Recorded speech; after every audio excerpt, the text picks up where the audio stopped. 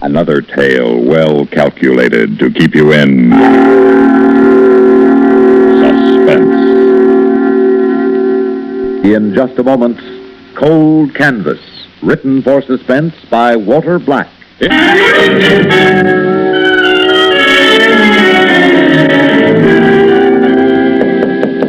Yeah? Oh, Bud, come in. Yes, sir. I thought I'd better check with you before I went out, Howard. Fine. Sit down. Oh, thanks. Well, this is the big day, isn't it? Well, it sure is. Well, I remember my first day in the field. I was really champing at the bit. Couldn't wait to get out there and sell all those prospects. Well, what's on the agenda? Well, I thought maybe I'd just get out and knock on some doors. Good. A lot of men in this business sneer at cold canvassing, but not me, Bud. You can sell a lot of insurance just by going around knocking on doors. Just remember one thing. Don't be discouraged. Don't ever give up.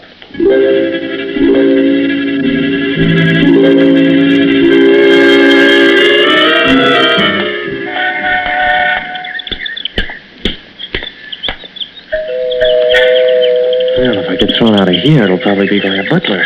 Even the door chimes sound rich. Yes? Oh, good afternoon, madam. Are you the mistress of this beautiful establishment? Aren't you a little fancy? I thought the phrase was lady of the house. Well, yes, ma'am, it is usually, but someone as attractive as you with such a magnificent home deserves nothing but the best. Whatever you're selling, you're probably very successful at it, aren't you? Well, ma'am, if I am, it's only because I'm lucky enough to have the right kind of clients. Clients? For what? Peace of mind and security, madam. This I have not heard before. This is new. All right, Mr. Bones, you've piqued my interest. Exactly what little gadget in that shiny new briefcase of yours is going to provide me with peace of mind and security? Life insurance, ma'am. I should have known. Oh, now, please, ma'am, don't be too hasty. Let me ask you something. When Mr. The name is Fouché. Fouche. Oh, thank you. Well, when Mr. Fouché bought you this beautiful home, he wasn't just buying lumber and bricks. He was also buying shelter and comfort. And when he bought your television set, he was buying entertainment and pleasure. Have you watched television lately? Well, but his intent was to provide pleasure. Now, wasn't it, Mrs. Fouché? So? So, a good provider doesn't just buy life insurance. He buys peace of mind for himself and security for you. I mean, in case anything should happen to him. Your elliptical phrasing is so comforting. You mean if he dies? Well, yes, ma'am. He's only 41. Well, but can he guarantee how long he's going to live? No, ma'am, no one can guarantee that. But I can guarantee that no matter what happens, whether he lives or dies, his and your future will be provided for. Life insurance, ma'am, it's the only answer. You know, we have an old saying in our business, someone always pays for life insurance, whether it's bought or not. The breadwinner pays in premiums, or the widow in privation and suffering. What's your name? Phillips. Eugene J. Phillips. My friends call me Bud. I'll bet they do. Would you care for a cup of coffee, Mr. Eugene J. Phillips? Well, if you're sure it's no trouble. I almost never go to trouble for other people, Mr. Phillips. Come on in and meet my husband. You can tell us both all about this peace of mind and security.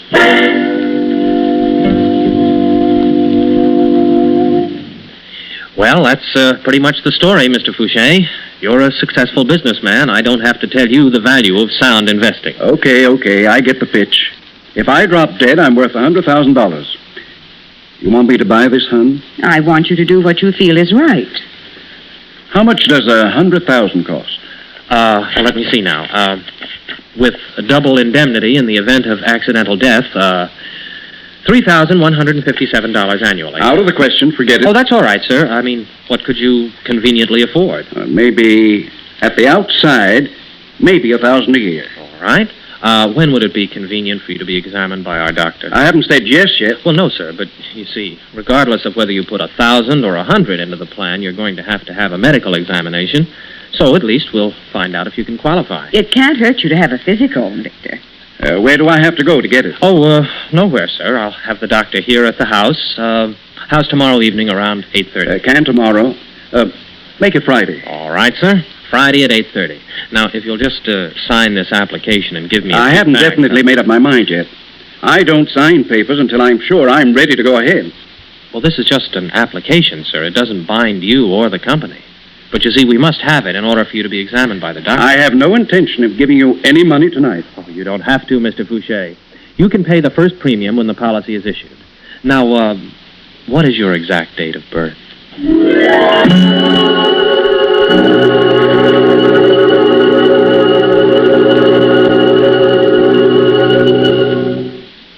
In just a moment, we will return for the second act of Suspense.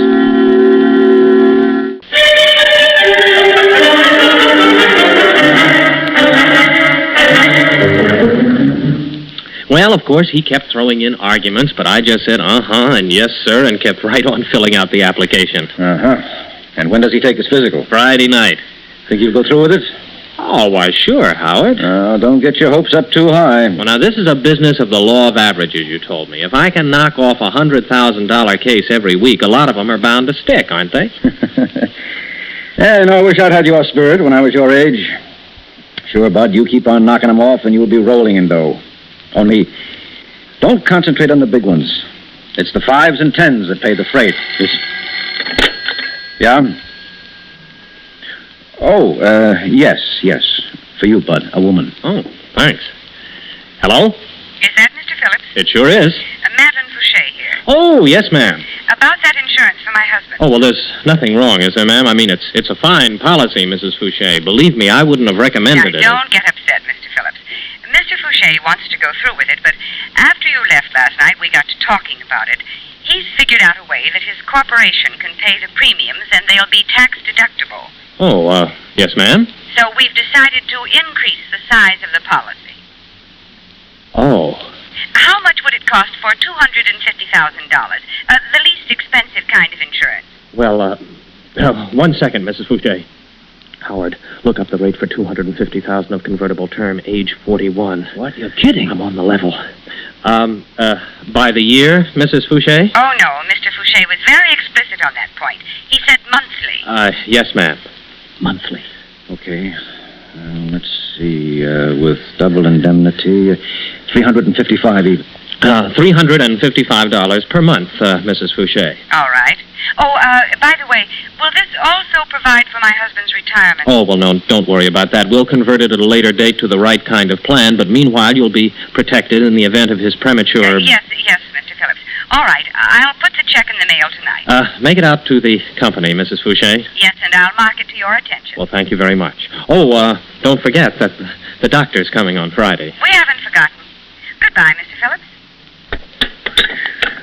250,000? Yeah. Well, I'll be a no-good, three-toed, tree-climbing South American sloth.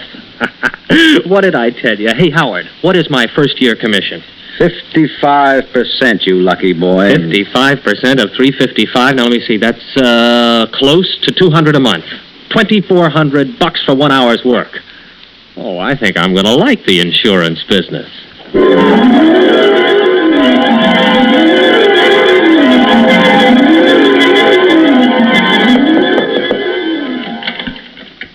You wanted me, Howard? Yes, come on in, Bud. You see the paper this morning? Oh, no, I didn't even take time out for a real breakfast. My first appointment was at 8:15, all the way on the other side of town. Why? Here. Huh? What is it? On the front page. Down at the right-hand side. Huh? Oh. Where, Howard? I don't see anything. Oh, no. Oh, no, it couldn't be. Yes, that's what I said when I first read it.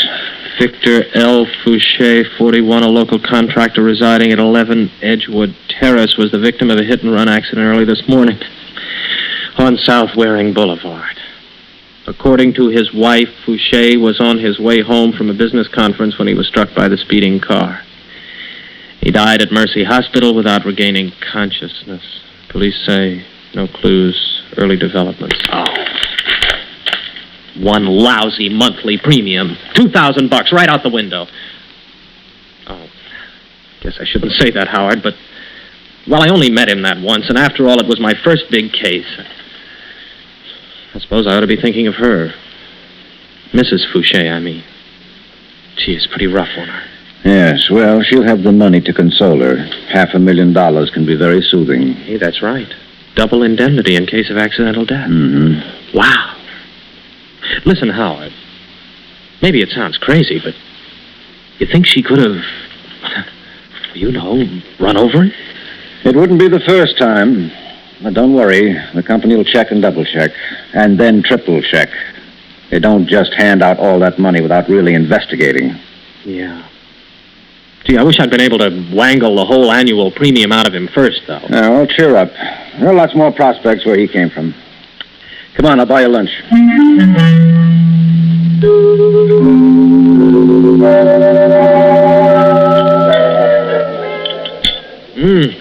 That was sure a good meal, Howard. Thanks a lot. Yeah, feeling a little better now? Yeah, sure. More coffee? Just a little. That's plenty, thanks. Now, what you got to do now, kid, is simply forget all about Fouché and settle down to making up the difference in other policies. Yeah. 4 or 5 medium-sized cases will make it all back for you. Never look back, Bud. Always ahead. Well, hey, Howard. Huh? Look, over there, just coming in. It's not bad at all. That's Mrs. Fouché. Oh. And look, the guy with her. And what about him? Now, why would she be going out to lunch with some guy the day after her husband is run over? Oh, don't go leaping to a lot of conclusions, son. The man could be her brother or her lawyer or her husband's lawyer. Or just somebody who's taking her out to get her mind off her troubles. No law says the widow has to go into hiding. Come on, drink your coffee. I have to get back to the office. Howard, would you do me a favor? Go pay a call on her later today with me. What for? Well, you're more experienced about people than I am. I'd just like you to meet her and see what you think of her. Well, if it'll make you feel any better, okay. Besides, it isn't every day I get to meet someone as good-looking as she is.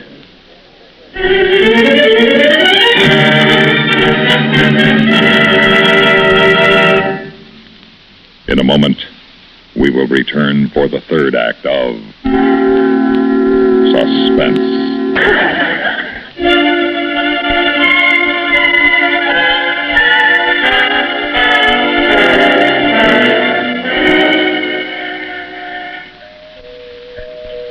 Swanky neighborhood. Yeah, what did you see the inside of the house? Oh, Mr. Phillips. Yes, ma'am. I'd like you to meet my associate, Mr. Rigby, Mrs. Fouché. How do you do? Hello. You've seen the paper? Yes, ma'am. I still don't believe it. Only last night at supper we were discussing our vacation, and now... You must excuse me. Oh, please don't apologize, ma'am. That's why we came, to offer our... Condolences. That's very kind of you. I feel so lost. If it weren't for my husband's lawyer, Roger Whittier, I don't know what I'd do. He even insisted on taking me out to lunch today to get my mind off. What did I tell you? We won't bother you anymore, Mrs. Fouché. If there's anything we can do, just let us know. Come on, Bud. Would you like to come in for a moment? No, ma'am, no. We wouldn't dream of imposing. Goodbye. Goodbye. Well, Howard, what do you think? She's a fine woman, taking you like a soldier. Like I said, Bud, you're leaping to a lot of wrong conclusions.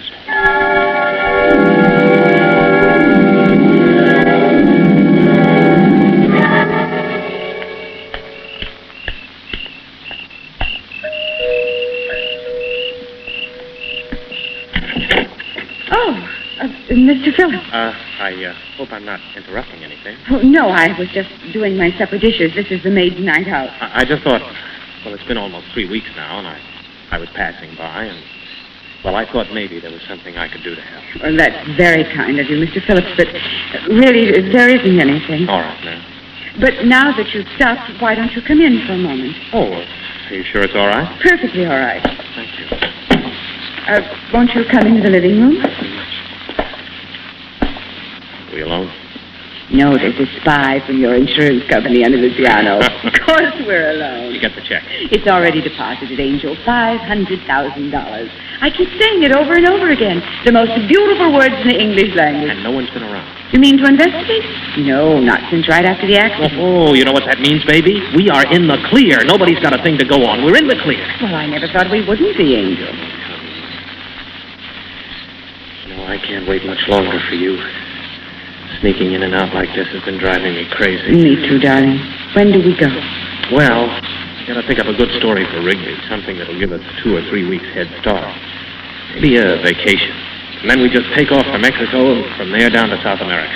But what if they suspect us? Oh, let them. We'll be long gone. And we'll be where they can't extradite us either. You've gotten rid of the car. Yes, sir. Stripped it down in my own garage and sold it for junk piece by piece. Don't you worry, baby. We've got it made. I'm not worried, as long as I have you. Now, look, I'll call you tomorrow or the next day. Just hold tight. Yes, sir. So long, gorgeous. Take care, my angel. Go on to bed. I'll let myself out. Good night, Mrs. Fouché. If there's anything else Mr. Rigby or I can do for you, please just say the word. Hurry up, Roger. He's gone. Just now. Where are your bags? Already in the car. Okay, let's get going, hon. Back doors. What about your bag? I'll buy what I need in Mexico. The sooner we're across the border, the better. We picked a good night, Madeline. Pitch black. Come on. The garage doors are already open. You thought of everything. Gas tank full? I thought of everything, Mother. You got it.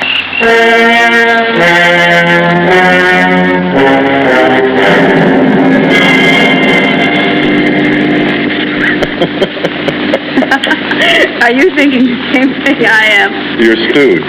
Yes. Dear Mr. Eugene J. Phillips. Oh, what a job you must have done on him. And so he calls you when? Tomorrow or the next day. And you're gone, and what can he do? Nothing. Absolutely nothing. He's left holding a big, empty bag. Well, he could go to the police. And walk into the gas chamber for murder? Mm-mm. Anyway, give us 1 week and who cares? There's no extradition where we're going. That's funny. He mentioned that, too. No, it only goes to show that he's a very intelligent stooge. Tell me something. Is this a private joke, or can I get in on it? Oh, it's Bob. Yeah, well, just call me Stooge for short. How are you, Mr. Whittier, isn't it? You said he'd fallen for it. Well, she thought I had, didn't you, Madeline, you lovely little double-crosser? Oh, now, Bud, listen to me, darling. You won't believe this, but I... You're right, I won't believe it, so save your breath, Angel. He got a gun? Mr. Whittier, you're a lawyer. You know the penalty for carrying a deadly weapon. I don't need a gun. That's where you're wrong. Oh, no, Mr. Whittier. You see, I have a lawyer, too, and I left a letter with him. If he doesn't get a phone call or a cable from me every 3 days, he gives the letter to the police. They may not be able to extradite us for Fouché's murder, but they wouldn't be too happy about one committed right under their noses, now would they? You can. Other way around, Angel. I figured you were planning something, so I just took some natural precautions. Roger, we've got to kill him before we reach Mexico. Oh, sure. Take a chance on being seen. And what do we do with the body? Take it with us? He's right, Angel. You see, between here and the border, it's kind of open. Pretty well traveled, too.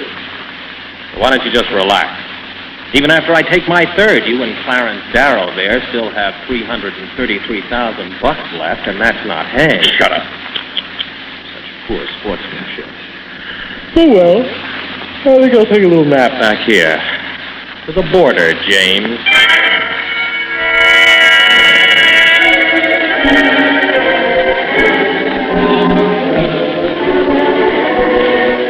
Si, senor. Well, we've just come across the border, my friend, and we're celebrating. Bueno, senor. See, my two friends here are on their honeymoon, and I'm the best man, and we're all going on the trip together. You joke, senor. Yeah, I joke. 3 double scotch. Si, senor.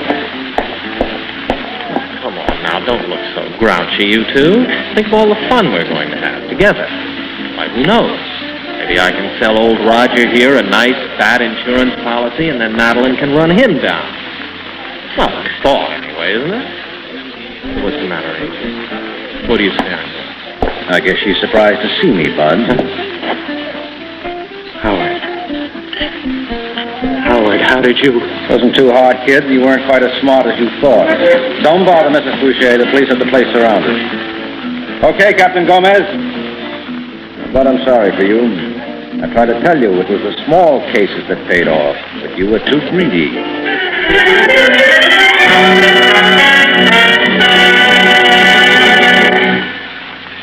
Suspense. You've been listening to Cold Canvas, written for Suspense by Walter Black.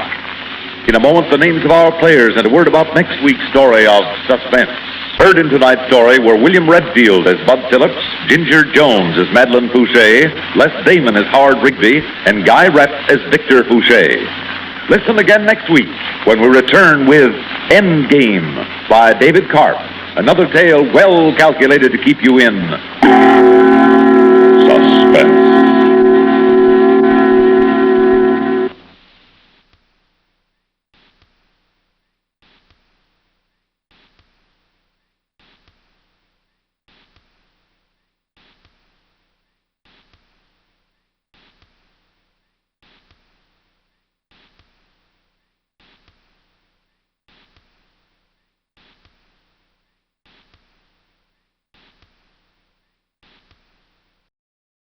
And now, another tale well calculated to keep you in suspense. A Statement of Fact by E. Jack Newman.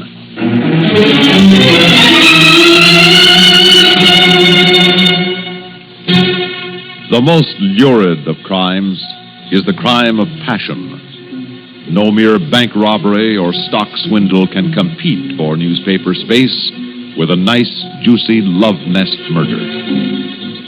Our story concerns itself with a murder which criminologists would classify as a crime of passion. But in fact, it is just the opposite. A crime of no passion, a negative murder, committed because passion has fled and love was dead. A homicide without hope.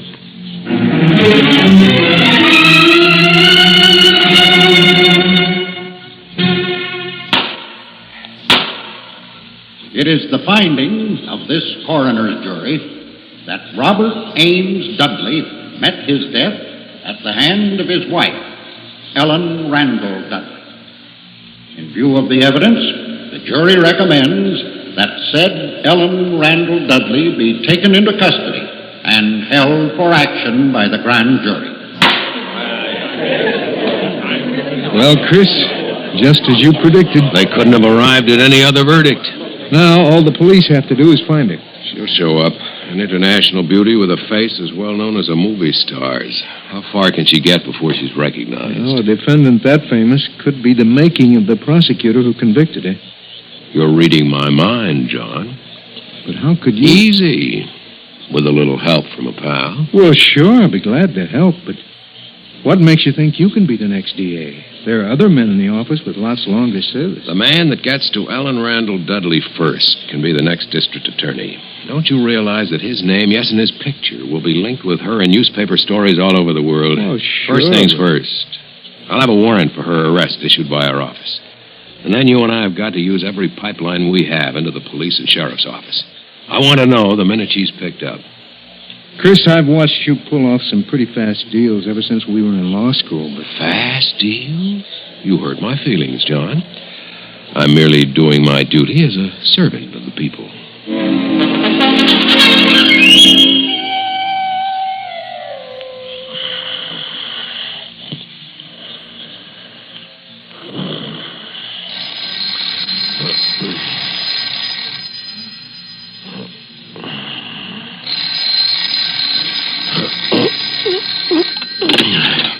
Yeah. This is Johnny Bradford, Chris. Oh, yeah, Johnny. I'm sorry to wake you in the middle of the night. That's all right. What's up? I'm down at the sheriff's office. They picked up Ellen Dudley half an hour ago, out in Allenview. She was hiding in the restroom of an all-night bus station. Good. I'll be right down. The sheriff's holding her incommunicado, Chris. That's bad. You have to work fast on this one. Yes, I know. Listen, can you get to the sheriff? I can try. Get to him. And tell him the district attorney will hold him personally responsible for the conduct of his office and his officers in this situation. Remind them that the accused is the state's prisoner, not the county's. Yeah, Chris, but he can still hold her legally for 48 hours. I know. And he's coming up for re-election. I know. You just get the word to him. I'll be there in less than a half hour. Sorry. No comment. Now, let me through, please. I'm sorry. I have nothing to say at this time. You didn't waste any time, Chris. I can't afford to. How did the papers get in on this? The sheriff called them after I told him you were on your way down. Publicity, huh? Every little bit helps during election year. You ought to know. Yeah. Where's Mrs. Dudley? In there, with him. Where's she been these last 3 days? I don't know. She isn't talking, at least to me. Well, she'll talk to me. Just a minute. The sheriff left orders that he's not to be disturbed. What's your name? Deputy P.G. Thaler. Mr. Thaler, I want you to go and stand by that door over there. Huh? No one, absolutely no one, is to come through that door until I say so. I take my orders from Sheriff Morrow. Thaler, I want... Hey, I thought I told you I didn't want anyone around here. Good morning, Sheriff. Who are you? Dale Christian, Deputy District Attorney. Oh. Yeah, Mr. Bradford here said you were on the way down. Now, we can handle this situation all right, Mr. Christian. Is Mrs. Dudley in there? Yes. Is she guarded? No need to Get in guard there, her. John. Don't take your eyes off her. Right, Chris. Now, look here. Now, you look here, Sheriff. You're going to do as I say. Just a minute there, Bradford. He has no right to go into my office. He has every right to go in there, and I'll show you why. Here. See this? Yeah?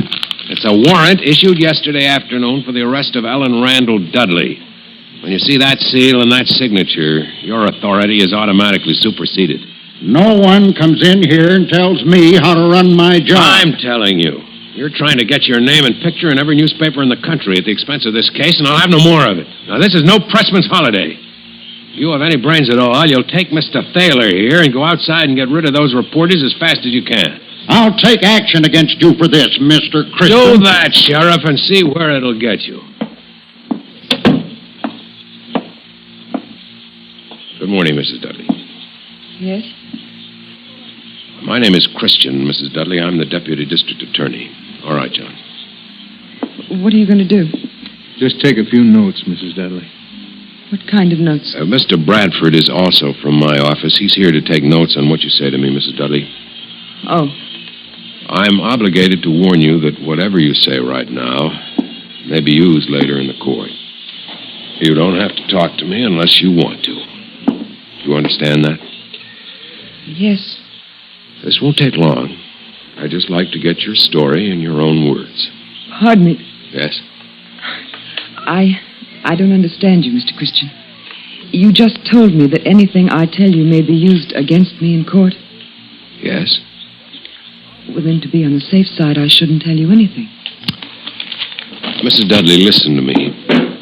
Now, listen carefully.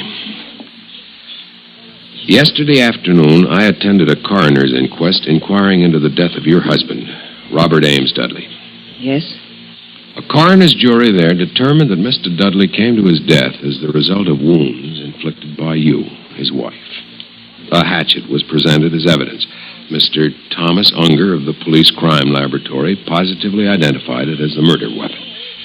Sergeant Victor Manning also testified, and he explained that several fingerprints on the murder weapon belonged to you.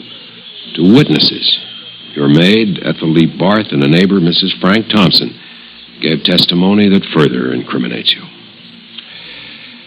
Enough evidence was presented for the coroner's jury to recommend that you be taken into custody and held for the action of the grand jury. Do you understand what I've just told you? Yes, I think so. In a few days, the grand jury will meet and charge you with murdering your husband. There's no doubt that they will make that indictment, Mrs. Dudley. From there, you will be arraigned and later on taken into a court and tried. Do you understand that? Yes. Fine. Now, a frank, honest statement on your part before all of these things take place can save a great deal of pain on both sides. Such a statement from you right now may determine the disposition and the proper plea to be entered on your behalf. What do you mean, Mr. Christian? Proper plea? You murdered your husband on the night of the 13th. The sooner you admit that, the better off you'll be. You make a full confession, you sign it, you enter a plea of guilty, and I promise you I'll do all I can for you with the court. Okay? Suppose I don't admit anything. Then you can expect no clemency. And that, of course, is entirely up to you, Mrs. Dudley. But I must tell you that the death house in the state penitentiary is full of people who didn't listen to reason while they still had a chance. This is your chance, Mrs. Dudley. Right here and now. Well? I don't know what to do. If you don't take my advice, they'll hang you. I promise you, Mrs. Dudley, they'll hang you as certainly as you're sitting in that chair. Well? I don't know what to do. I don't know what to do. Suppose you begin at the beginning. The beginning? What was the beginning? I don't know. Well, let's say, where did you meet your husband? It seems to me I read someplace that it was in Europe. Yes, that's right. In the south of France. I had a villa on Cap Ferrat that summer. What summer would that be? 1952. Meet him through friends, did you? Yes. At a gala in Monte Carlo. We were married 3 weeks later at the Mairie in Grasse. Rather a short engagement, wasn't it? It seemed an eternity at the time. I was fed up with European gentlemen, I suppose. Bored with the kind of men who put all women into 2 categories. Possible wives or possible mistresses. Roger was only interested in me as a wife. And he was so refreshing. So healthy. So American. You remind me of him a little. You look about the same age.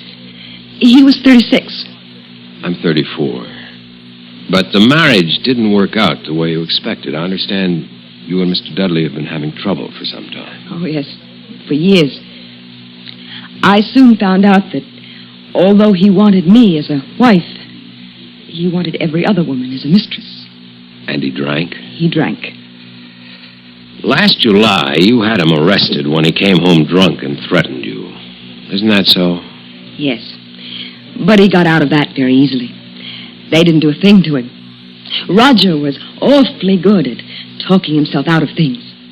Oh, he had a law degree, too, you know. So I understand. Roger never went into practice. He didn't have to. That was his trouble. His father left him quite a bit of money, and he simply didn't have to do anything at all. Shall we get on with this, Mrs. Dudley? It's past 5 now. 5? I've been up all night long. This makes 4 nights in a row I've gone without sleep. As soon as we finish here, you can get some sleep. I don't feel one bit sleepy. When I first came here, I was dreadfully tired. I thought I could sleep for a week. But now I'm not the least bit tired or sleepy. Isn't that funny? Now, if you'll just start with the events of that night. What is today?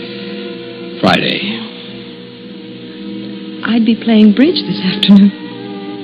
There's a dog show tomorrow evening I wanted to go to. I won't be able to go anywhere now. Do you feel sorry for me, Mr. Christian? I beg your pardon? Do you feel sorry for me? Makes no difference how I feel, Mrs. Dudley. You're an accused prisoner. My job is to get a statement of fact from you. That's why I'm here. Oh. I've explained this once. I'm your friend here. In a courtroom, I'll represent the prosecution, and I'll do everything I can to see to it that you hang. Unless you make a complete confession now. Is that perfectly clear to you, Mrs. Dudley? Yes.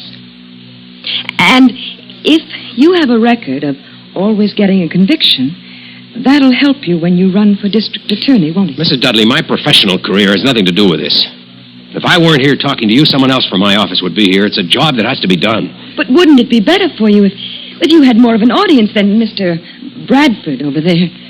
Wouldn't it be much better if you had me in a courtroom with reporters and photographers around... Mrs. Dudley, do you want to talk to me now? I don't mean to make you angry, Mr. Christian. But if all you've told me is true, you can hang me right now. I certainly can. Yet you're here to get my story. You must be uncertain about something. I told you I'm trying to help you, Mrs. Dudley. But I warn you, I'm not uncertain about anything where you're concerned. Make no mistake about that. I have a duty to the people of this state to learn the facts of this case and present them before the court. I intend to do that with or without your cooperation. Well? May I talk to you alone? You understand why Mr. Bradford is here? Yes. But I'd like to tell it to you alone. It can't possibly hurt anything to talk to you first, can it? All right, John, wait outside. I'll send for you when I need you. Right, Chris. Thank you.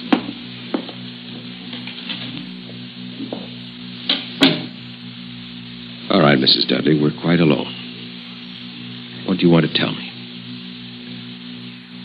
I killed my husband. Very well. Tell me how it happened. I was having some people over for dinner that night. I was busy in the kitchen with the maid fixing dinner. When Roger came downstairs, I asked him to do a simple thing. Just a little thing. I asked him to start a fire in the fireplace. It was pretty chilly out, and the fire always made that room look so warm and nice. Have you seen my house? Yes, Mrs. Dudley. Go on, please. He took so long down in the basement, getting things ready for the fire, and our guests were arriving at 7:30. So I asked him to come up and make some martinis and let the fire go for the moment. He called me a name. Why? I never knew why he did things like that. I went downstairs to ask him why he was so angry, and he called me another name. It wasn't just the name or him being angry. It was all of those things he had done to me before. The arguing, the fighting, the insults. When he started up the stairs, I picked up the hatchet and I hit him with it. He fell down. Then what did you do? I ran upstairs, I put on my coat, and I left the house. Where have you been these last 3 days? I never left Allenview. I had a room at a motel last night. Then I thought I'd better get away. Go east, maybe. But somebody recognized me at the bus station. Did you ever think about killing your husband before this? Oh, yes. Did you know you were going to kill him when you went down to the basement? No. Why did you kill him? He took my life away from me, Mr. Christian. I don't understand. He took my life away from me. He stole my life. I don't understand that, Mrs. Dudley. When I went down the stairs that night and saw him standing there, I suddenly realized all he had taken from me. Everything that was young and fresh and wanting. And I despised him for it. So I killed him. But why did you have to kill him? You could have divorced him, left him. Don't you see what he had taken from me, Mr. Christian? There was nothing left for him to steal from me, or nothing left for me to give to another man. Are you married? No, I'm afraid I've been too busy. Well, then you wouldn't know what a man can take from a woman if... Mr. Christian, am I someone you'd want to be married to if this terrible thing hadn't happened? Am I someone you'd be proud to have for a wife? You might be. That's all a woman needs. To be wanted. Am I old and ugly and unattractive? Am I shallow or flighty? Then look at me, Mr. Christian. I am. No. So stand up, please. Look at me. Close. Yeah. Would you want to be loved by me? You're very beautiful, Mrs. Dudley. Have you any idea what it means to be a beautiful woman, Mr. Christian? To be admired by every man and envied by every woman, and never to be sure why? Oh, how many times have I heard those words, I love you? Wondered what they meant. What was loved? My face? My figure? My artificial makeup? My Balenciaga gown? Or me? Maybe you can give me the straight answer, Mr. Christian. I haven't been able to get to the hairdressers recently. I've run out of lipstick.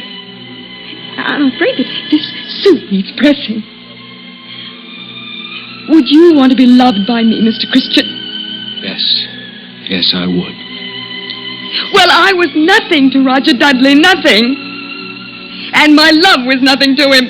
I was a fixture, a decoration, an animal. And he took all of it. My love and my life.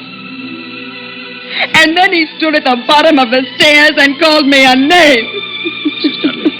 Mrs. Dudley, listen to me. Now listen to me. No one saw this happen. The maid was upstairs in the kitchen. Mrs. Thompson only heard it from next door. Now listen to me. You can claim that you did it in self-defense.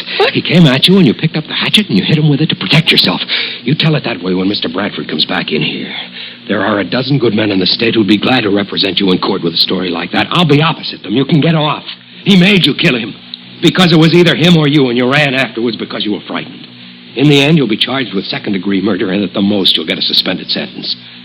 Don't you understand what I'm telling you? You can be free. Yes.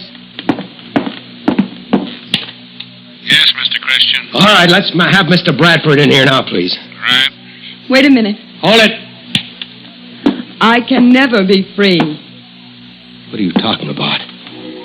You haven't understood a thing I've told you, have you, Mr. Christian?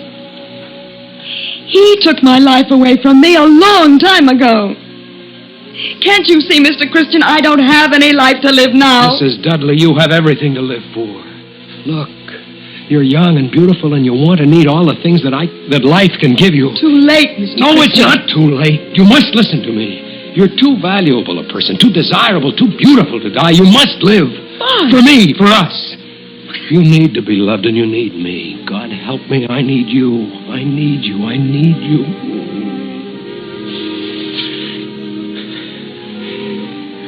A few minutes ago, you were telling me about your duty to the people of this state, Mr. Christian. Tell me about it now.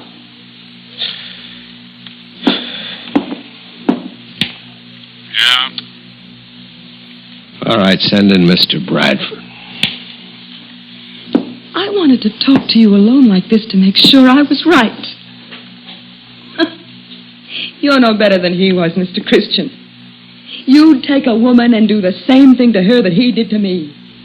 Until you kissed me just then, I wasn't a person to you. I was an animal. A trapped animal. And if I let you help me escape from this trap, I'd just be escaping into a smaller one. Or worse, with you. You're another Roger Dudley.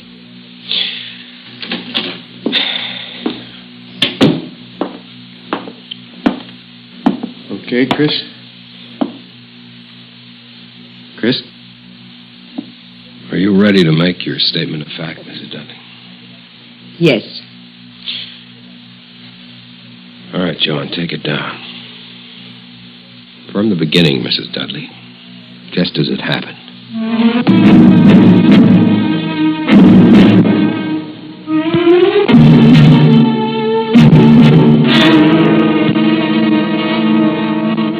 Suspense. You've been listening to a statement of fact, written for Suspense by E. Jack Newman. Heard in tonight's story were Rita Lloyd as Ellen Dudley, Mason Adams as Christian, Lawson Zerby as John, Hal Burdick as the sheriff, and Jack Arthur as Thaler. Listen again next week when we return with Time on My Hands by Walter Black, another tale well calculated to keep you in suspense.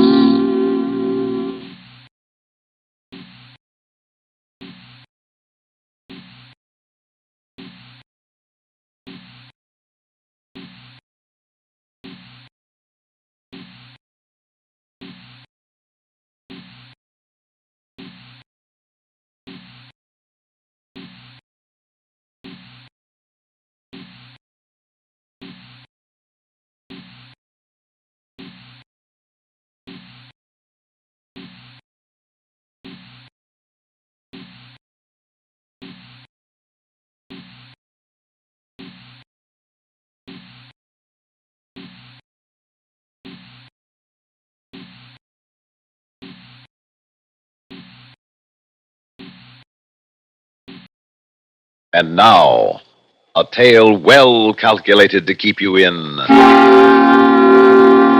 suspense. It is a wise father that knows his own child. Listen now to The Juvenile Rebellion, starring Jimsy Summers and Court Benson, and written especially for Suspense by Robert Senadella.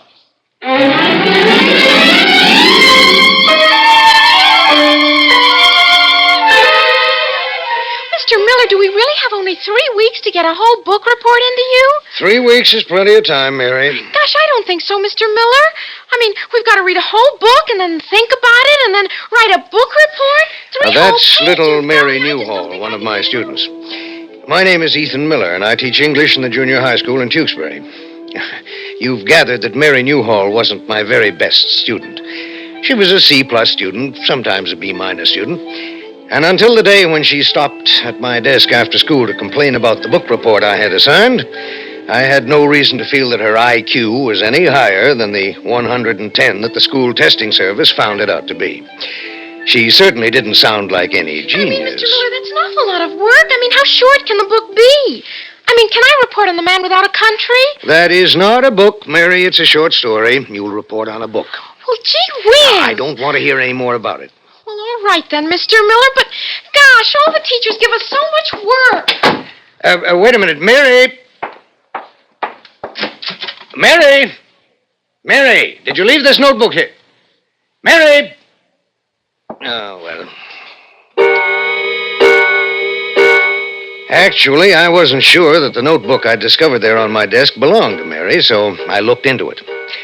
At first, I thought it couldn't be little Mary's property because it was full of names and addresses in our own country, and Canada, and Europe, and Asia, and Africa. But there in the front of the book, in the teenage scrawl that I recognized, was Mary's name. Well, I live near the Newhall, so on my way home, I took the notebook to Mary's house to return it to her. Her father told me she was in her study over the garage out back. So I went there, climbed the stairs, and, when I got no answer, I tried the door. But Mary didn't seem to be there. But then I realized that there was another room, a room with a padlock on the door, but unlocked right now. And as I went toward it, I began to hear her talking. Of course, Frank, the logistics of the situation are going to necessitate further delay. Oh, no, Frankie, the revolution will be postponed only 2 or 3 days at the maximum. That's the consensus among our enlistees here in the Americas. The hypothesis on which we propose to proceed... Oh. Hello, Mary. Frank, hold on a moment. Something unexpected has happened. A grown-up, yes. I'll have to deal with this. Stay at the phone. I'll call you back. I'm sorry I interrupted your phone conversation, Mary. Oh, golly, Mr. Miller, you made me jump. You left a notebook on my desk in school. Oh, gee, where's my notebook? Gosh, thanks a million, Mr. Miller. It's swell of you to bring it all the way home to me. Well, you're welcome. There are certainly a lot of addresses in that notebook, from all over the world, too. Mm-hmm. I got them out of the girls' journal. That's our Sunday school magazine, and I got the addresses out of there because I was going to go in for pen pals, you know. But golly, I got tired after a couple of letters. Mary... Yes, Mr. Miller? Mary, I heard you talking on the phone. Oh, gosh, I'm embarrassed. It was a very strange talk for a 13-year-old girl. You mean all that stuff about revolution and everything? Well, that was me and my friend Frank. It's a game we play over the telephone. No, Mary. Huh? I said no, Mary. I don't know what happened when I came in here, but it wasn't a game. I heard words like logistics and hypothesis. Oh, gosh, I don't even know what they mean. Frank and me, we learned all that stuff by heart out of a book. Oh? What book? Oh, I don't know, some creepy book over to Frank's house. And who is Frank? He's just a guy. You don't know him. He's younger than me. Than I. Mary. Yes, Mr. Miller?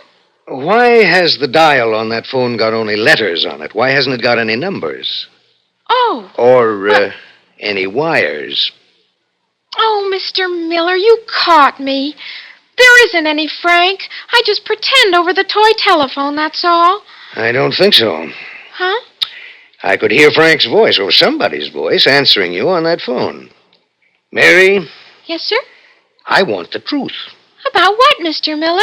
About you, about Frank, about that telephone, about why there's a padlock on the door of this room, about this revolution you were talking about, and about that notebook. It's not just a list of pen pals now, is it? You want to know quite a lot. I certainly do. All right. But how did that door close? I closed it. You never moved. You never touched it. You just sat there and it closed behind me. It's quite impossible to open it, Mr. Miller, until I release it. Mary Newhall, what is the meaning of this? That's what we're going to discuss. Sit down, Mr. Miller. Ah, that's better. I assume that sometime while you were being skimpily educated at the university, Mr. Miller, you learned something about the evolution of man. Is this the child I've been giving C+s to? The child to whom you gave C+, Mr. Miller, is a noxious character that I created, a role I played, shall we say, so that I could get through the days and years until the rebellion could be launched. A rebellion? You did learn something about evolution in that ridiculous college you went to. Yes. Then you know, of course, that our species could not have survived had it not been that we met the needs for survival by developing ever upward. The Java man, our ancestor, could never have lasted had he stood still. I know all that. I'm surprised that you do, but... And we can't survive. Mankind, the way mankind is right now, cannot survive unless we change. You were talking on the phone about revolution. That's right. And what you're concerned with, Mr. Miller, is that revolution is not evolution. Perfectly correct. But suppose that you, Mr. Ethan Miller, with the brain that you possess, had been born into a society of cavemen. Do you think they would have listened to you? I'm sure I don't know, but this is beside the point, Mary. I want to know... I'll get to everything that you want to know. Look at that window. How did you make that happen? Want to hear some music? We haven't got a phonograph here, have we? No. And yet, listen. Good heavens. If you, as you are now, had been born into the age of the caveman, Mr. Miller, you would have been as far in advance of him as I am in advance of you.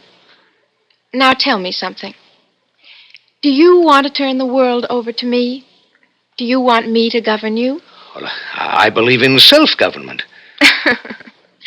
That's the answer you would have got from the caveman. You would have had to revolt. So my friends and I are going to have to revolt. Your friends? Mutants. I'm a mutant, and there are a couple of million like me, all of us children chronologically, but all of us infinitely wiser than you grown-ups. If we leave the world to you, the world will perish. So we're taking over. We'll launch our revolution quite soon now. Mary Newhall, open this door. I want to get out of here. No, Mr. Miller. Unfortunately, you're never going to get out of this room. I'm afraid you're the first victim of our revolution.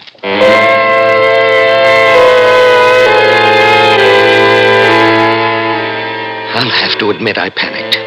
I beat on the door, tried the handle, but I might just as well have been locked in a bank vault. Finally, in great despair, I sank into the chair again. That's better. Well, what are you going to do with me? We'll find out in a minute. A friend of mine is due here for a conference. We'll discuss your fate when she comes. All right, never mind me. What are you going to do to the world? You say you're going to take it over. What are you going to do with it?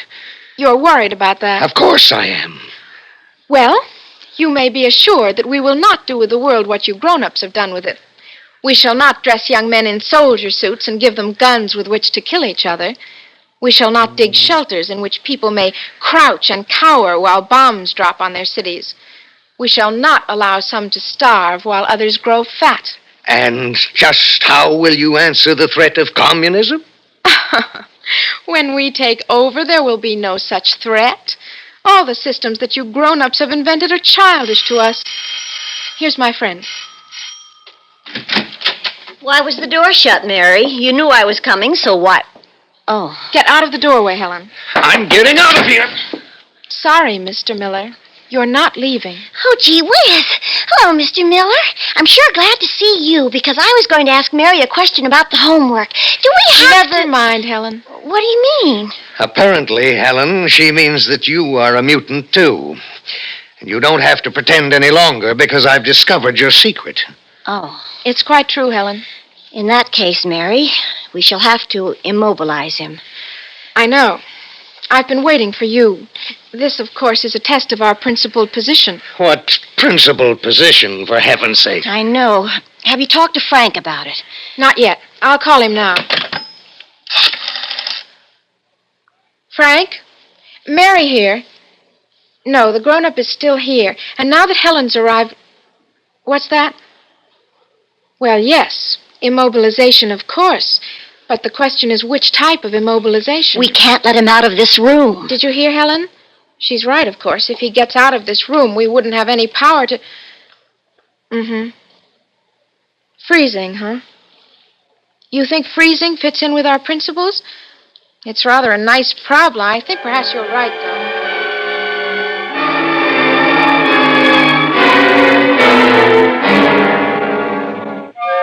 I listened to everything that was said with great intentness.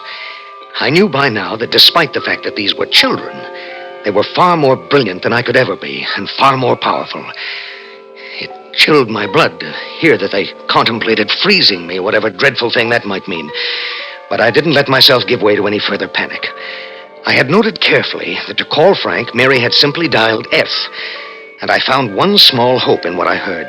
It came when Mary said that if I got out of the room, they would have no power over me.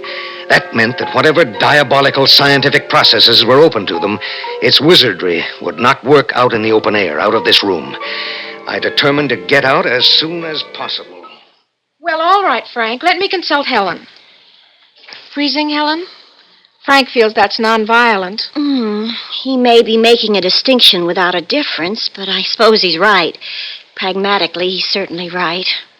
Frank, Helen agrees. We'll telephone you when we've accomplished the freezing. You children seem to have some ethical problem. We do indeed. We have to take care of you, immobilize you, but we have to do it in a non-violent way. You see, the whole point of our revolution is that we are sickened by the violence you grown-ups have unleashed into the world. So you'll freeze me, whatever that means. I don't suppose I'll be able to talk or move at all, but just because there'll be no ropes or chains around me, you'll tell yourselves that you're not being violent. Well, perhaps that's what you think. But nonetheless, I'll be your victim, and I certainly call that violent. You have a certain point, but we're in no position to be able to consider it. For goodness sake, let's get on with the freezing. No, wait. Well? Well, look, this has all been a tremendous surprise to me. It's hard for me to take in. You can understand that. But if you can convince me that you really have learned so much more than grown-ups have, I know you're not the children I thought you were, but show me how wise and powerful you are. Maybe I could be reconciled to what's going to happen to me. What do you want us to do? Well, before you came, Mary seemed to pluck music right out of the atmosphere. Can you do that? Don't listen to him, Helen. Why not? What harm is there in it? Yes, Mr. Miller, I can. Listen.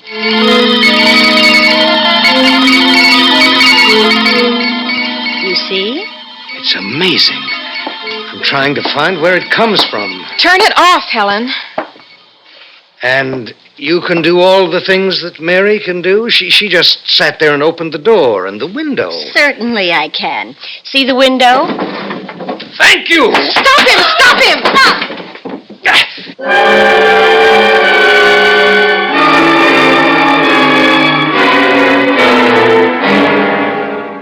It was a 2-story drop, and I'm not as young as I used to be. I was stunned for a bit, just lying there.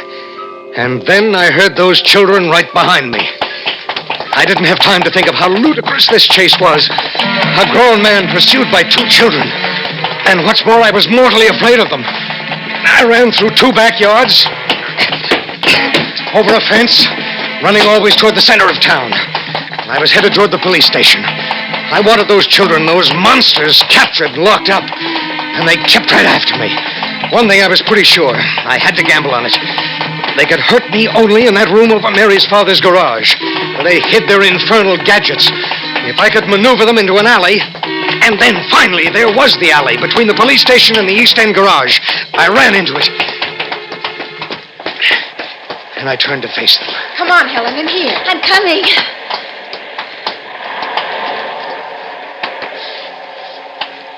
Well, Mr. Miller. Come and get me. Take him on the right, Mary.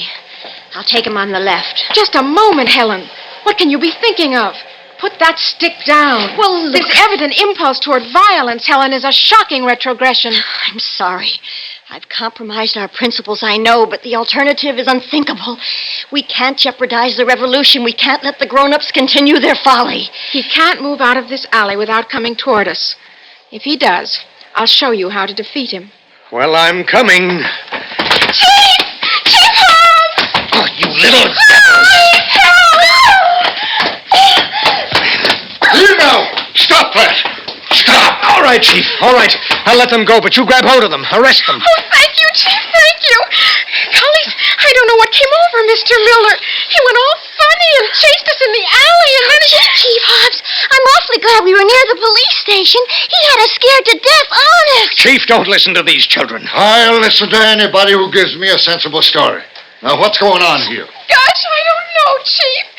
Mr. Miller started chasing us and yelling things we didn't understand. Well, now, I can't believe that of Mr. Miller. Well, gee whiz, we couldn't either. We didn't even run at first, did we, Mary? No, but then when he started to grab us... Ethan Miller, did you lay a hand on these children? Yes, There's a state law against that, you know. Chief, will you listen to me? Oh, he scares me the way he shouts. All right now. Calm down, everybody. I'll listen to you, Ethan. Chief, these children are planning to overthrow the government. Now, what kind of talk is Wait that? a minute. Let me start over again. Look in her pocket there. See that notebook? Give him the notebook, Mary. Yes, I'll take that notebook. What about it? Oh, it's my pen pal's notebook. That's right. Mary has a lot of pen pals. Gosh, she writes more letters and things. Look at the names and addresses in that notebook, Chief. Yes, I know she says they're pen pals.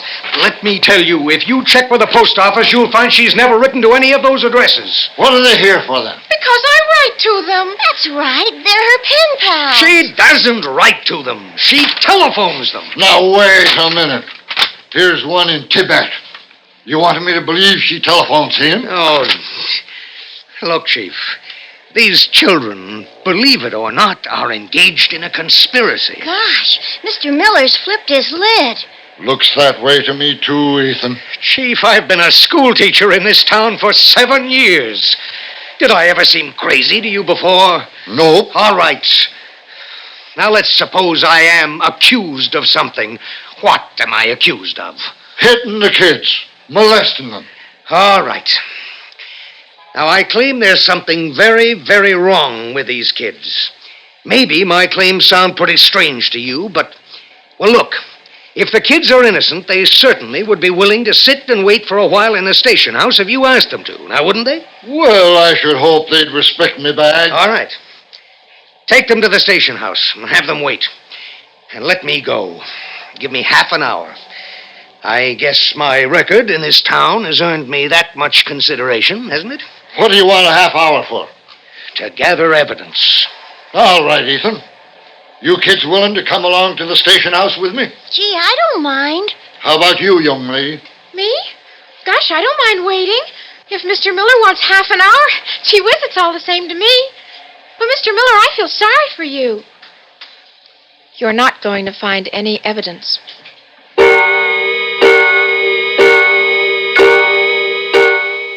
The chief took the children into the station house, and I went on down the road. I could see now what I was up against, and I knew that my only chance was to find something, I didn't know what, in that room where Mary and Helen had me cornered. I went there, and I started searching.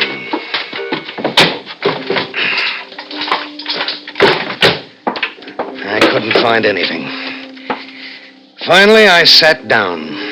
Started thinking. I remembered what the children had said about the way we grown-ups had made a mess of the world. I remembered their policy of nonviolence. I remembered how they'd even been unwilling to use violence on me when they had me alone in that alley. And I thought of the miserable world we live in, with the fear of the bomb and with poverty and degradation so rampant. Suddenly, I knew what I wanted to do. I picked up the phone. Hello, Mary? What happened? This isn't Mary, Frank. This is that grown-up she told you about. Yes? I want to say to you, Frank, that I understand what you children are trying to do. Go on. And I agree that it is necessary. I'm happy that you do, sir. That makes you somewhat brighter than most of mankind. But there's just one thing. What's that? Look, postpone your revolution. Why? Give us a chance. I'll tell the other grown-ups. No. I'll preach to them. No. I'll tell them that it's time we started being neighbors and brothers to each other.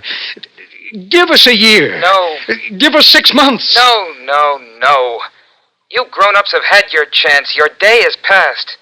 We take over within a week, and there will be no postponement. But please listen to me. Come back, Frank.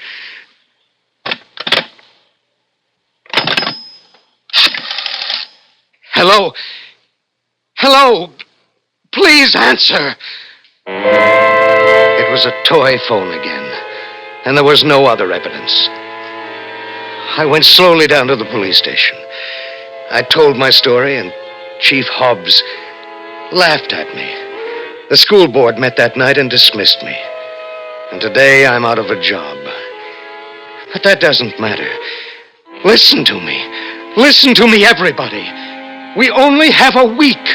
We only have 1 week to learn how to make this a decent world. Suspense.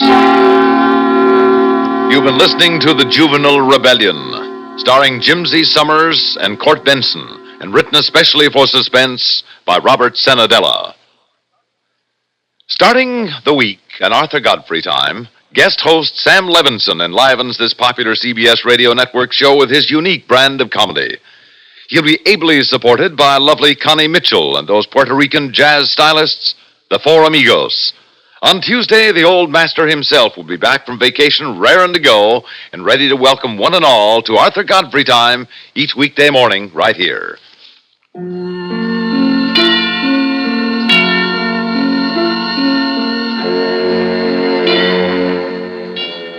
Suspense is produced and directed by Bruno Zerato Jr., music supervision by Ethel Huber. Also featured in tonight's story were Pat Hosley as Helen, Joseph Boland as Chief Hobbs, and Ronald Liss as Frank. Listen again next week when we return with The Green Idol, written by Jack Bundy. Another tale well calculated to keep you in suspense. Phil Rizzuto's Sports Time scores with fans Monday through Saturday on the CBS Radio Network. And now, a tale well calculated to keep you in suspense. The estate was remote and lonely. The fortune was theirs for the taking. The setup was perfect. The setup for murder. Listen now to The Imposters, starring Reynold Osborne and Charita Bauer, and written especially for Suspense by Peter Fernandez. Taxi! Taxi! Taxi! Evening, miss. Where can I take you? To the Cromwell place, please. Cromwell Estate. You got that right, miss? Well, I received this letter of instructions from the butler, Mr. Victor Hammersmith.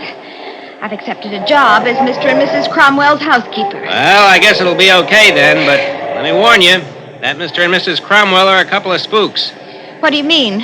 If they want anything, they telephone. It gets delivered. But only to the gate, no further. No one's allowed in, and no one ever comes out. Well, how about the butler on his day off? Doesn't he come to town? They don't keep a car, and it's a long walk to town, so I never see him. Say, I thought it was clearing. From the direction of that lightning, it looks like we're in for more of the same. Well, maybe we can get there before it breaks.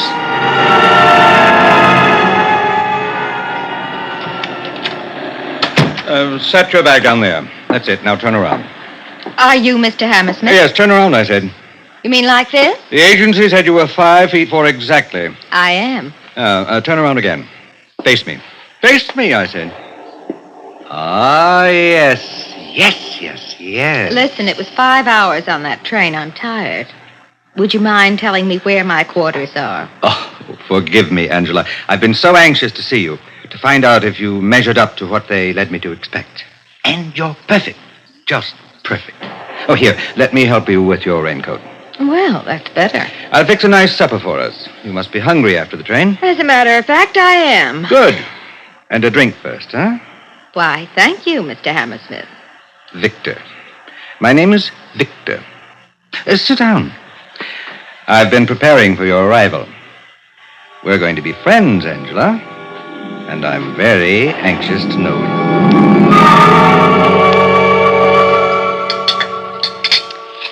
When you mentioned supper, I expected a few cold cuts, but this was fit for a queen.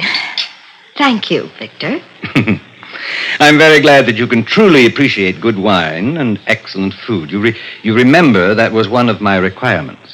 My height, my education, my taste, my ambitions.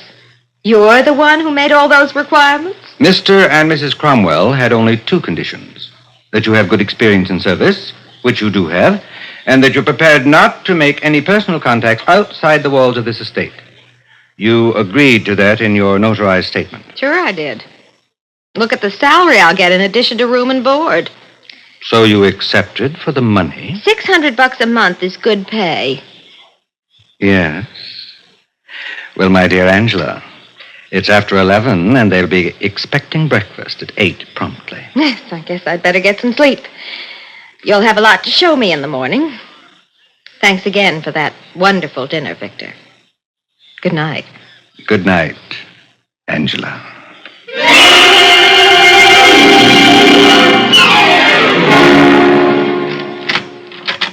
Yes, Angela? Your tea is served in the drawing room, ma'am. Oh, thank you. Will Mr. Cromwell be joining me, do you know? He's already there, ma'am. Oh, good. Walk along with me, Angela. Yes, ma'am. I wish to compliment you on the fine service you've given us these past few weeks. Thank you, ma'am. I imagine sometimes you find it very lonely here. Not too lonely. Victor, He's good company. I'm relieved to hear that. We've had several other housekeepers, but Victor disapproved of all of them.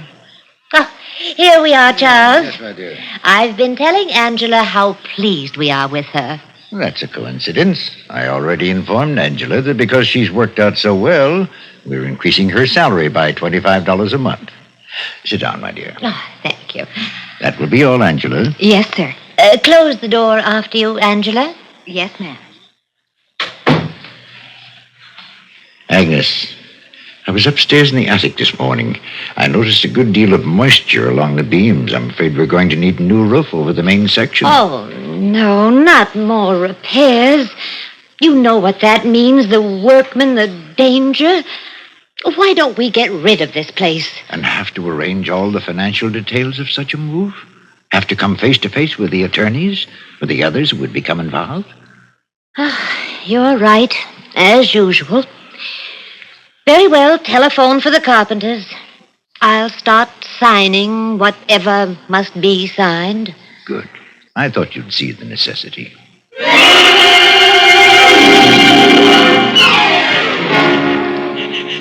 Oh, Victor. Oh, I never thought I could feel this way about anyone. I love you, Victor. So now you have 2 loves, 2? No, just you. 2 loves, I said. Me and money. Or am I wrong? No, you're right, my dear. Oh, to have both, I'd want nothing more. You can have both. We can get married, and we can be rich. Victor, you don't have to hand me a line. It's true, Angela. It's true. What are you talking about? Shh. I've got it all worked out down to the finest details. It's absolutely foolproof. It just depends on you. If it means marrying you, honey, I'll agree to anything. Anything, Angela? Anything. Would you agree to murder? Did you say murder? How would you like to be mistress of this place, to own the fortune that belongs to her? Oh, Victor, how could we ever do that? By following my plan. It's a perfect setup. And Angela, when both Mr. and Mrs. Cromwell are dead, you and I will have everything within the walls of this estate, and all the money sitting in that bank in town. But won't they be missed? Won't the police come searching? Not if we make no mistakes. You see, Angela, you and I will become Mr. and Mrs. Charles Cromwell. What do you mean? Angela, can't you see the resemblance between Mr. Cromwell and me? Well, yes, I guess so. Yes.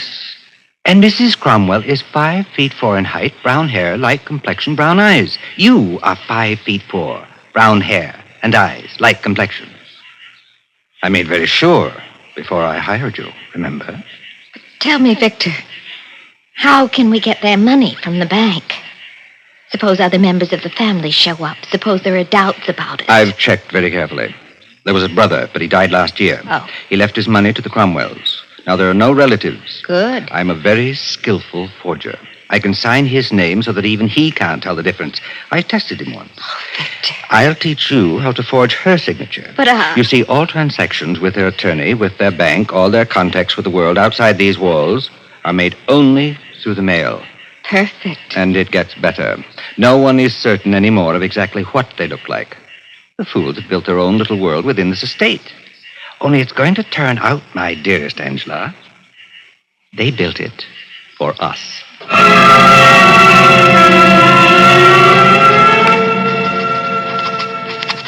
Perfect.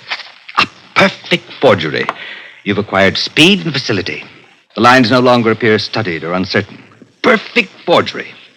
Now, when did your father die? July 25th, 1948. What's the matter? Too pat. People remember birthdays, but seldom the days of death. Forget the exact date. Just remember it was the summer of 48. All right.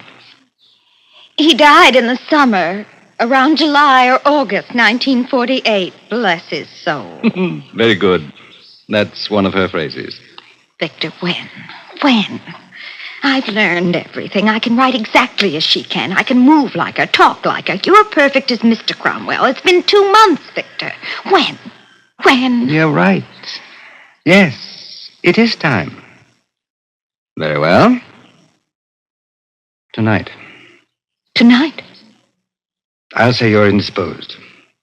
You can stay in your room. I'll touch a virus. I'll serve them dinner. Roast capon with wild rice.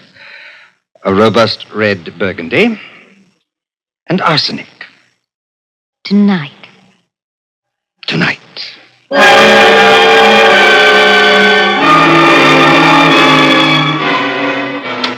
Angela. Angela? Yes, Victor. You can come downstairs now. They're dead. And buried. In the center of the plum orchard. I covered the area with sod. The ground looks hardly disturbed. Oh, Victor. And we're rich now, Angela. And this place is ours. And we can have everything we want now. Come, my angel. We'll dine in the dining room. And toast the future.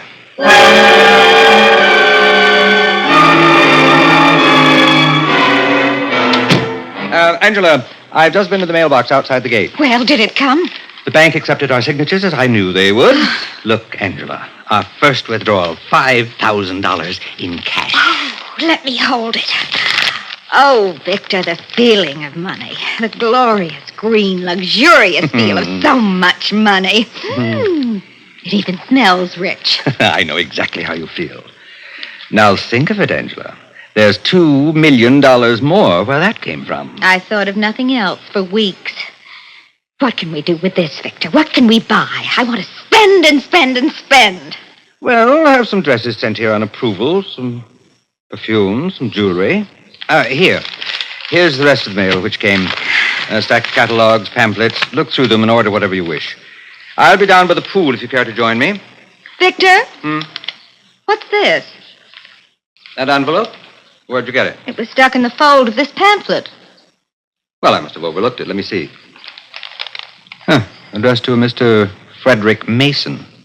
Well, I guess the mailman must have dropped it into our box by mistake. But it says in care of Mr. and Mrs. Cromwell. Yes, so it does. Return address, Zurich, Switzerland.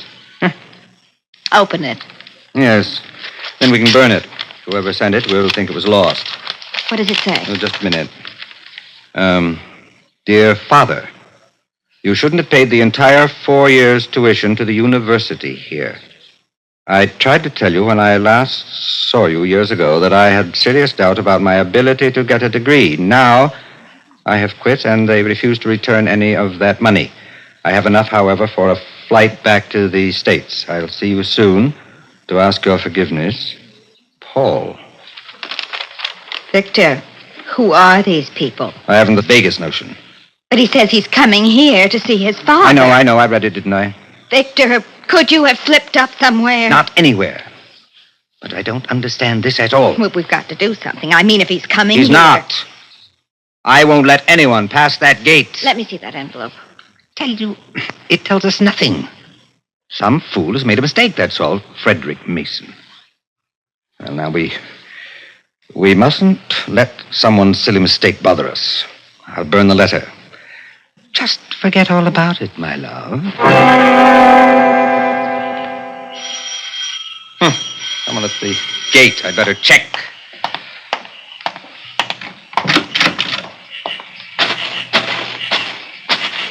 Who is it? Who's that out there at the gate? Father? Is that you? Please, take that flashlight off my face. I can't see. I'm not your father. No one lives here but my wife and myself. Oh, Mr. Cromwell, I didn't recognize your voice. I'm sorry to disturb you. Who are you? Paul Mason. If you'll just tell my father that I don't know you or your father. But you must. I'm Frederick Mason's son. You know, the butler. The butler?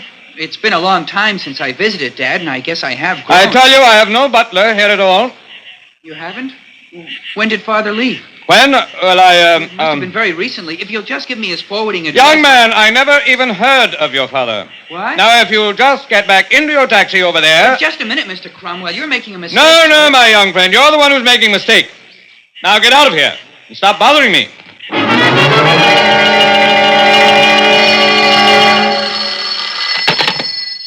Yes? Morning, Mr. Cromwell. This is Lieutenant Russell of the Township Police Department. Oh? Well, what do you want, Lieutenant? I'm sorry to disturb you so early, but I must talk to you as soon as possible. I should be out there in a few minutes. Talk? What about? I'll tell you when I see you. Lieutenant, I'm sorry, but we never admit anyone here. I know. That's why I called first. When I get there, I expect that gate to be open for me. It won't be. Just because you're a policeman, don't think you have any more right than anyone else to trespass on private property. Mr. Cromwell, I have a search warrant. A search warrant? I anticipated your attitude about talking to anyone. Now, I expect you to have that gate open. Goodbye, sir. You listen to me. Hello. What is it? What do they want? I don't know. But some cop's on his way out here. A cop? Well, we've got to get out of here before he comes. Don't be a fool. We have nothing to hide. That young man from last night. I'll bet he put the police up to this. What if he did? He's making a mistake. Victor, I'm scared. Then control yourself. If you just remember that you're Mrs. Cromwell, nothing can go wrong. Here, put on this sunbonnet. I'll wear these dark glasses. We'll go outside and make ourselves casual by the swimming pool. Let the police search all they want for Frederick Mason, whoever he is. I'm positive I've never heard of anyone by that name.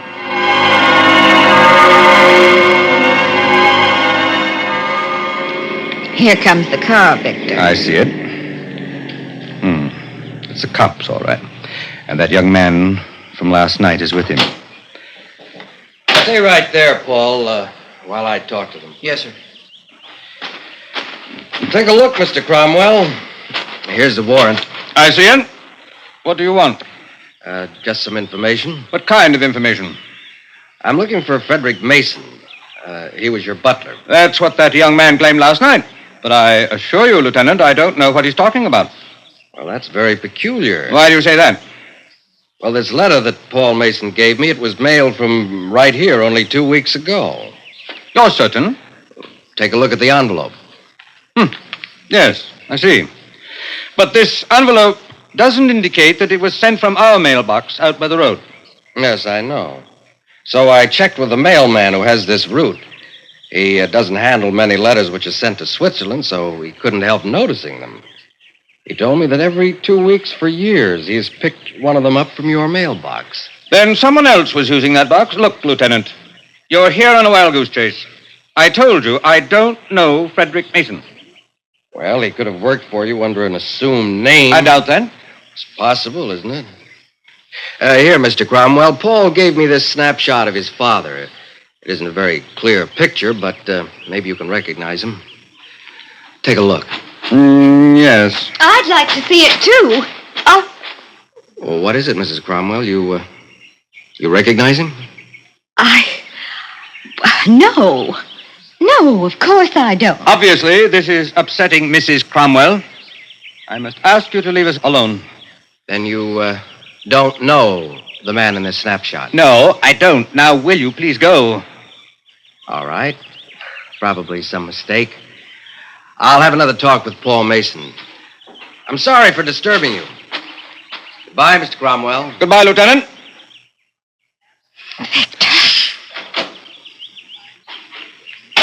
You saw that snapshot. Didn't you recognize that man? Yes. We knew him as Mr. Cromwell. He's the one I killed. He was the young man's father. I'm afraid he was. You've made a terrible mistake. I only know that for years they lived here as if they owned this place. They must have been impersonating the Cromwells, just as we've been doing. That would account for the isolation and secrecy. Will you shut up? What's the matter with that cop? Why doesn't he pull out of here? He's talking to the young man. I don't like it, Victor. It's all right. Just don't panic. Smile. Smile, I said. That's it.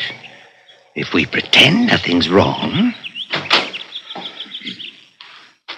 Victor, they're both coming over here. I can see. Mr. Cromwell? I thought you were through bothering us, Lieutenant.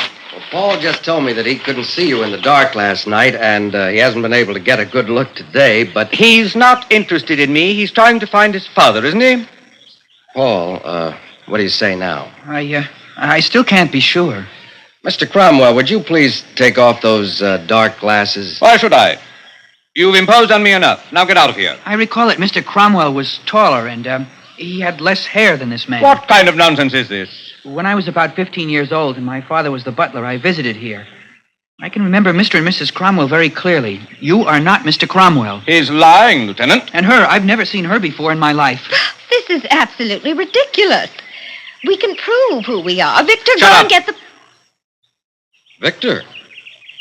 Oh, is that your name, Victor? Of course not. She's upset. Exactly. She's upset, and she didn't take the time to think. No, What's your last name, Victor? My name is Cromwell. Charles Cromwell. And she calls you Victor. And this young man can't recognize you. And you deny that until 2 weeks ago, Frederick Mason was sending mail from here. I tell you, we're Mr. and Mrs. Cromwell. Well, maybe you are, but I'm beginning to doubt it very much. Nothing adds up. Come on, I'm taking both of you into town. I intend to find out just exactly who you really are.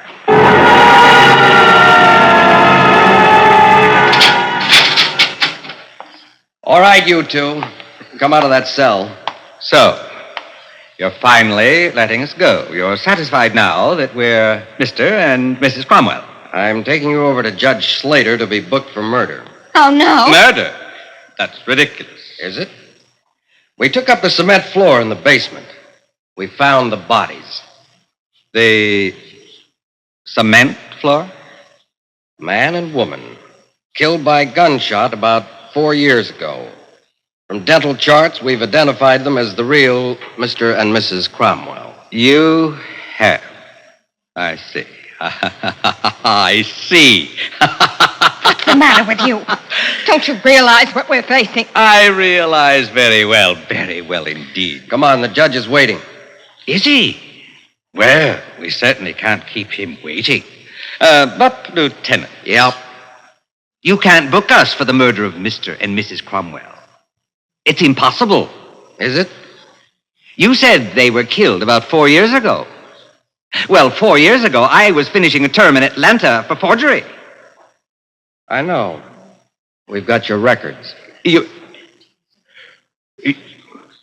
Well, you can book me for forgery again, or fraud, or any of those lesser crimes you might be able to pin on me, but murder? Oh, no.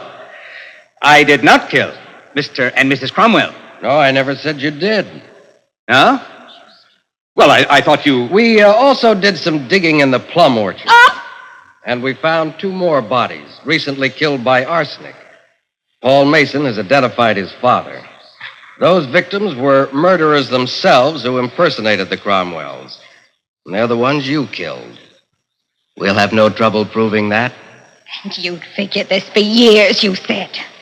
No one would ever know. A perfect setup. It was. It was. Only someone beat us to it.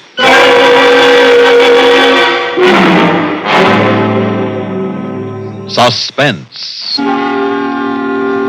You've been listening to The Imposters, starring Reynold Osborne and Charita Bauer, and written especially for Suspense by Peter Fernandez. Suspense is produced and directed by Bruno Zerato Jr., music supervision by Ethel Huber. Featured in tonight's story were Cliff Carpenter, Arlene Blackburn, Melville Ruick, and Bill Lipton. Listen again next week when we return with The Black Door, written by Robert Arthur. Another tale well calculated to keep you in suspense. Enjoy The Gary Moore Show weekdays on the CBS Radio Network.